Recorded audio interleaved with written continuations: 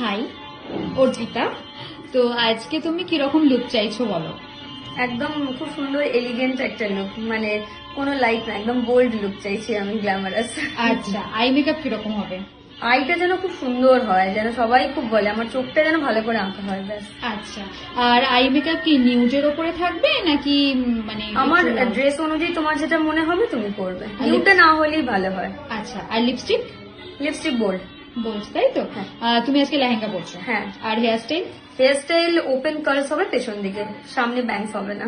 Okay okay, thank you so much.